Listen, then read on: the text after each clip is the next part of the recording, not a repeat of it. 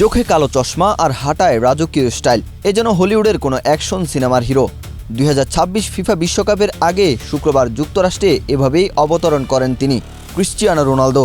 Football ক্যারিয়ারে যা কিছু জেতার আছে তার প্রায় সবই নিজের শোকেসে পড়েছেন তিনি। শুধু ছুঁয়ে দেখা হয়নি বিশ্বকাপের সোনালি ট্রফি, আর সেই আক্ষেপ ঘোচাতেই পর্তুগালের এই মহাতারকা এবার পা রাখছেন নিজের ষষ্ঠ বিশ্বকাপে।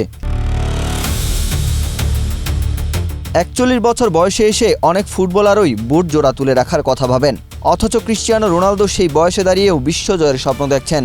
বয়স নিয়ে যারা সংশয় প্রকাশ করেছিলেন, চিলি ও নাইজেরিয়ার বিপক্ষে প্রস্তুতি ম্যাচেই নিজের পারফরমেন্স দিয়ে তাদের মুখে কুলুপ এঁটে দিয়েছিলেন এই তারকা।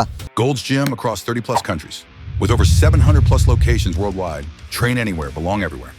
নিজের ফিটনেস নিয়ে সমালোচকদের বলেছেন, শারীরিকভাবে আমি ভালো আছি, আপনারা কি আমার ম্যাচগুলো দেখেননি? বিশ্বকাপের উদ্দেশ্যে দেশ ছাড়ার আগেই রোনালদো বলেছিলেন, একটি ভালো সূচনা করা, প্রথম ও দ্বিতীয় ম্যাচে ভালো খেলা এবং তারপর গ্রুপে প্রথম স্থান অর্জন করাটাই তাদের কাছে এখন গুরুত্বপূর্ণ। এরপর তারা ধাপে ধাপে ম্যাচ ধরে ধরে এগোবেন, কিন্তু সবকিছু জেতার প্রত্যাশা নিয়ে নয়, একটি ভালো সূচনাই সবচেয়ে গুরুত্বপূর্ণ হিসেবে মনে করছেন তিনি। পরিসংখ্যানও বলছে 40 পেরিয়ে গেলেও রোনালদোর গোল করার ধার একটুও কমেনি, বরং বেড়েছে।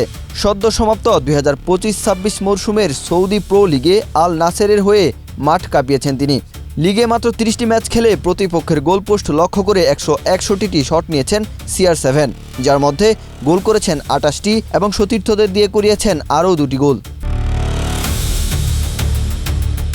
আল নাসেরের এই ধারাবাহিক সাফল্য ও গতিকে সঙ্গী করেই এখন বিশ্বকাপে পর্তুগালকে টেনে নিয়ে যেতে চান রোনালদো। দলের সার্বিক প্রস্তুতি নিয়েও নিজের সন্তুষ্টির কথা জানিয়েছেন পর্তুগিজ এই অধিনায়ক। ওয়াহিদ হুসাইন জিহাদ, বাংলাদেশ প্রতিদিন।